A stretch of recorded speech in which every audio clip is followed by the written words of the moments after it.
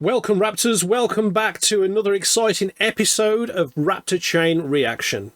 My name's Paul Mills from Raptorium Core, and to my right we have Hunter Schultz, head of Raptorium Production. Today we are diving into the fantastic topic which is integrating Rickenbacker guitars into the gaming industry using Raptorium assets. So imagine playing your favourite video game and earning digital assets that represent iconic Rickenbacker guitars. These assets can be collected, traded, or even used within the game to unlock special features. Raptorium's blockchain technology makes this possible by providing a secure and decentralized platform for creating and managing these digital assets. You know, it's funny, I was talking to a friend of mine yesterday, and he said, wait, you're doing a show on Rickenbacker guitars and gaming? How does that work? And I said, oh, ye of little faith. Watch the show and find out. What it really takes is thinking with the brakes of judgment off. Yeah. For a little while you're brainstorming. And I think that's what's going to make the show really interesting. So I don't know about you, but I'm open-minded. So give me a little bit of what you're thinking, because I had a couple of ideas, but I'll turn it over to you. Okay, well, I mean, guitars have featured in previous games over the last 10 or 15 years, such as Guitar Hero and things like that, on traditional ways of buying these digital items, and they've proven quite popular, especially as some of the different guitars have unique sounds compared to the other ones, and they would generate more points within the game that they're featuring on. The way I see things moving forward, as more and more companies are integrating blockchain into their operations, as it becomes more mainstream and accepted, I'm thinking like gaming devs can make unique in-game items that players can truly own and trade. It's not just a case of the item is in the game there and that's the only game it'll ever be in. By bringing these guitars into the ether of a decentralized network, they can feature in many places and offer more value to the user. I think I recall it was Iron Maiden that has a game. Yeah. Who knew? I had no idea they had a game. And they're inviting musicians in from other bands. Yeah. So I'm wondering, I have to go look and do a little more research on Iron Maiden and the game. But what do they have in game? Do they have guitars? Do they have music? What's I'll have to check that out. Yeah, definitely. I haven't played that game, but if they were to integrate with a blockchain wallet on the side, along with their traditional ways of adding assets into the games, then I think that could open a lot of doors for them as well. How would you envision the guitars themselves being used? I suppose it depends on the game. The process of guitar to game, let's start with something that we touched upon on the last episode, which was to do with counterfeiting and things like that, and also the production of the guitars. Once a guitar is produced and possibly scanned into NFC, part of that metadata would contain the 3D scan of the whole guitar. So as we've seen on some CryptoSmith streams, the technology is there and it's very, very good to the nearest, micron almost. So to have a guitar scanned into a digital format as part of its asset on a chain would then be the initial gateway into the gaming sphere. The person who purchases the Rickenbacker guitar would have the asset that comes along with it, And if they didn't have the asset, then they would be able to purchase that asset without the guitar just for gaming use on an external marketplace, which would then obviously contain the 3D scan of the guitar, which would then be compatible with the games that it's featuring on. I think that's the way I see it working. A user would just simply connect their wallet with their assets, such as the Rickenbacker guitar 3D scans, to the game, and the game would read that and populate that item into the game. One of the things that popped into my head was how AI might fit into this, and it's amazing what it can do. And I'm wondering if it's sampled. I mean, that's been the thing with Ricks is their tone is different, and they have a lot of different models of guitars with different tones between 12 string, 6 string, etc. Even a mandolin, as I recall. The idea is to use AI in game to create songs in a Rickenbacker tone.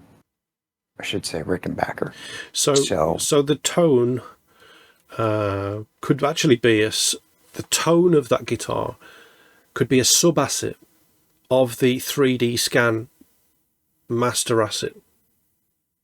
That could be something that's possible, and that could be part of the asset that allows it to go into the game. So then the game knows what the tone is based on reading the asset, and and then when that item is used, whether in a musical form or whether in a magical form, because we spoke to Charlie a few days ago and he was saying that it'd be cool if the strum of a Rickenbacker in the MMORPG unleashed some sort of magical spell.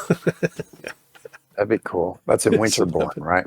Yeah, in Winterborn, yeah. So, Oof.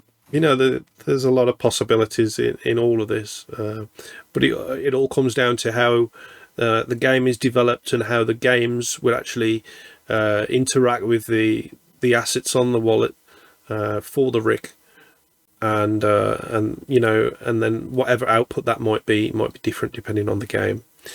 The way I see it is the initial 3D scans would be on the asset, on the chain, along with the tone of the guitar. But I think if the games were to read that in a live sort of experience, it might be a bit too cumbersome. So the games that were compatible with the assets, they would have to have these models already on their back end, and literally the assets would be considered a switch that would switch on these models on the back end. So yeah, that's how that would work. It doesn't sound all that complicated for a guitar manufacturer to do this. It's just scanning the guitar. Absolutely. And you're off and running. Yeah. I think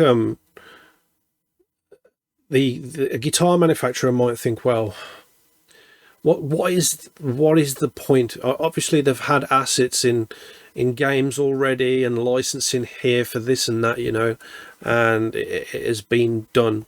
But what is the point of using a blockchain to do some of the similar things that they've possibly done in the past? And what I'll say to that is ownership. Like a user doesn't actually really own that asset that's in the game that they've just purchased, be it a Rick or a Fender or whatever it is, depending on the game that they're playing, because ownership means being able to do what you want with it, taking it back out, trading it, doing what you want, and that's something that they can't do once they've purchased this static asset, which I'm going to call it. They can't move it, they can't shift it. So with blockchain, players have true ownership of their digital assets, which can be transferred or sold outside of the game. The next thing is, you've seen a lot of kids complaining, I'm saying kids, adults as well, complaining that their accounts have been hacked on the game, they've lost, all their data, or various things like that. And one of the main reasons this happens is because a lot of the games back end that is in charge of the way these things run is actually on a centralized server. So when a centralized server goes down, then everyone suffers because of it. So this is where blockchain can benefit as well. And in terms of Raptorium's blockchain, it is in a decentralized manner. It doesn't matter whether servers go down, it's always going to be there still, because of the way it's distributed across the world. And this ensures that all transactions are secure and transparent, and everyone's got their assets at any point in time, no matter what happens. Another thing that I would like to talk about is the fact that, and again, something we've touched upon previously, is interoperability.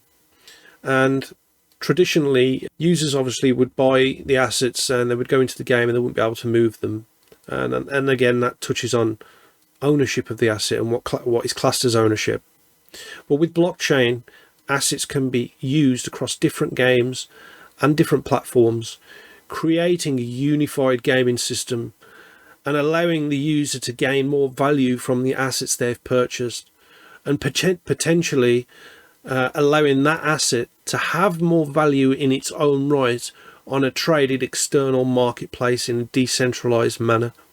Because the more games that it's compatible with, the more that the asset is worth to someone, you know. So that is something that's really important.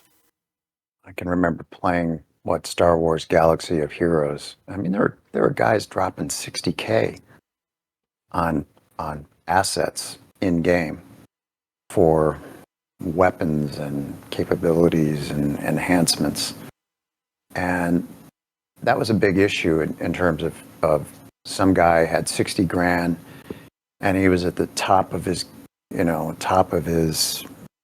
top tier playing and was number one all the time in the fights, and then he'd want to get out of the game and he's looking at 60K and how do I sell this? And that was a big deal. You know, you got to trust someone on that. Yeah. So let's say I've got 60K worth of I mean, Ricks they're 3, 4, 5 grand new, the real guitars. Yeah. If I've got 20K or 30K in Rick assets, how do I sell it? Okay. And be assured that I'm going to get compensated. Yeah. Okay, so there are two ways of doing that. The first way, which is the most preferable way, is to list your Raptorium-based Rickenbacker guitar asset on a decentralized marketplace. On the decentralized marketplace, you can see what the previous sale was for a Rick on there based on its attributes. Obviously, some Ricks are going to be worth more than others, some less than others. And you can then list your asset on that marketplace for your chosen price to be paid in Raptorium coins. Then if someone's interested in buying it, they would buy it, they would send the Raptorium coins. The coins would then appear in your Raptorium wallet where the rest of your assets are, and you would not have that asset any longer. Then the other way of doing it would be, so you see at launch, we are looking at getting exchanges integrating with Raptorium assets, which means people can mint assets on the Raptorium network and then trade them or list them on exchanges. Yes, you're going to have your own, you're going to have to deal with your own listing fees, but they are your run of assets or coins, as it may. So in that regard, if Rickenbacker was to list the run of assets that it manages on a decentralized on a centralized exchange, then players could then trade those assets on that exchange. The difference between a centralized exchange and a decentralized exchange is a centralized exchange is something that's managed by a company, and they are basically in control of your assets at that point. With a decentralized exchange, you are in control of your assets until that asset is sold or transferred to someone else. Both have their positives and negatives. something just popped into my head thinking with the brakes of judgment off. It occurs to me that someone like Paul McCartney or some other famous musician with a Rick could scan his guitar and sell that scan Yep. for, I mean, take that and run with it a minute. I just started thinking like, wow, there's a lot of possibilities here, not only in gaming, but fundraising for charities. And I mean, Absolutely. we go off If Paul McCartney scanned his Rick and in association with Nick to raise money for charity, and let's say he created 1,000 NFTs, each one with the laser scan of the original Paul McCartney guitar, each one with a sub asset with the actual tone of the guitar, then those 1,000 assets would be worth some considerable money in RTM, and people would be really wanting to get their hands on them. That would raise a lot of money for charity in a decentralized manner. It would raise more money for charity than traditional methods, because being decentralized, it has no borders and no intermediaries who are collecting little bits of fees in between. So it's easy to raise money across the worldwide stage than it is to do that in a traditional way.